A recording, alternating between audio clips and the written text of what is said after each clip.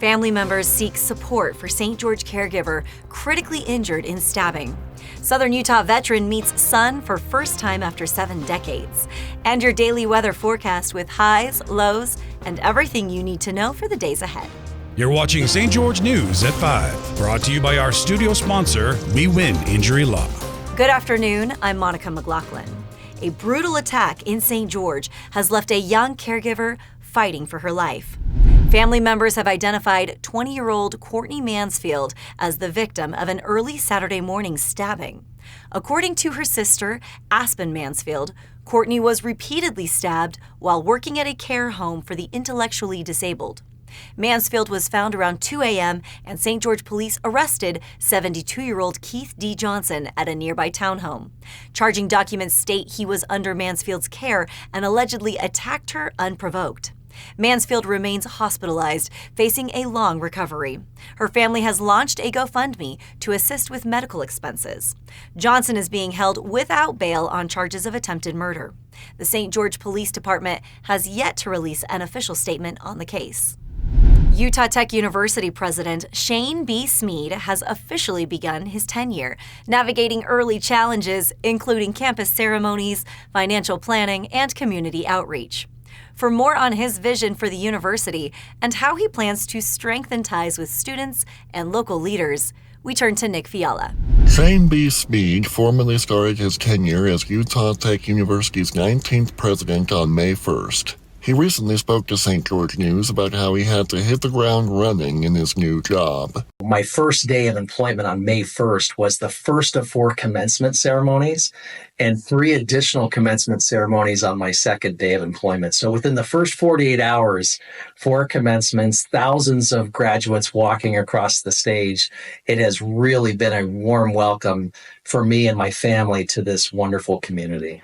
These ceremonies, obligations to the state government, and setting up his agenda for the school's future have kept Smead very busy, but that's how he likes it.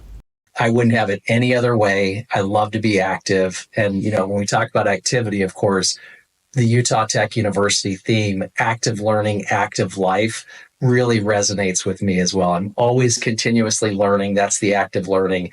And the active life is just being out in this really spectacular, majestic place here in southern Utah. Thanks, Nick. Now let's take a look at your daily weather forecast, brought to you by Casablanca Resort and Casino. It's a warm and sunny afternoon across the region. In St. George, temperatures are currently at 95 degrees, with a low of 66 expected tonight. Tomorrow, expect another hot day with a high of 97 and a low of 66. Over in Mesquite, it's 98 degrees right now, cooling down to 71 overnight. Tomorrow's forecast brings a high of 101 and a low of 72. Meanwhile, in Cedar City, it's a bit cooler at 76 degrees, with tonight's low dropping to 52. Tomorrow, temperatures will climb slightly, reaching a high of 81 before cooling back down to 52. Skies remain mostly clear across the area with no significant precipitation expected. Stay hydrated and enjoy the sunshine. Now we'll go to Tyler Todd for your weekly injury law review. Hi, I'm Tyler with We Win Injury Law. Washington County is growing fast, which means construction zones are everywhere. Areas like Bluff Street and Green Springs Drive often have lane shifts, sudden stops, and unclear signage, all increasing the risk of accidents. If you're injured in a construction zone crash, multiple parties, such as the city, contractors, or another driver, could be responsible. Knowing your rights can help you seek the compensation you deserve. A powerful reunion between a father and a son, both veterans, marked a special Memorial Day. After a lifetime apart, 90-year-old Ken Engstrom and his son, 70-year-old Tim Bintz, finally meet face-to-face thanks to a DNA test that connected them. Engstrom, an Army veteran of the Korean War, never knew what became of the child he left behind. Bintz, adopted by an American family, went on to serve a decorated career in the U.S. Navy. The two met for the first time on January 20th, 2024 at a Korean restaurant in Phoenix, an emotional encounter bridging generations and wars. Engstrom now lives in hospice care in Washington City, cherishing the time he has left with his newly found son. Circleville resident Rusty, a highly trained leader dog, helps his handler, Karen Robinson, navigate obstacles as she manages progressive vision loss. For more on how Leader Dogs for the Blind is seeking volunteers to raise future guide dogs, here is Alicia Lundgren. This golden retriever, named Rusty, is a leader dog whose job it is to help his handler, Karen Robinson, who is visually impaired, navigate the world safely, as she explains. When I didn't have a cane and I just was walking by myself, even in my own yard, my head was down constantly because I was worried about what I would. And then you bump into other things because you're looking down.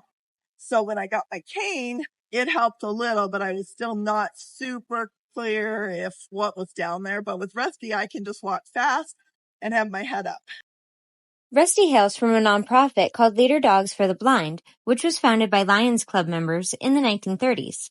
Leader Dog has since provided dogs to people from across the U.S. Before they receive their formal training to become working dogs, leader dogs are cared for by volunteer puppy raisers from across the country, and the nonprofit is seeking more help. Read the full story to learn more about Rusty, Leader Dog, and how Southern Utahns can volunteer to raise a puppy. Thank you for watching St. George News at 5. To learn more about our studio sponsor, We Win Injury Law, go to wewininjurylaw.com. I'm Monica McLaughlin with St. George News, your #1 source for local news. This has been St. George News at 5, brought to you by We Win Injury Law.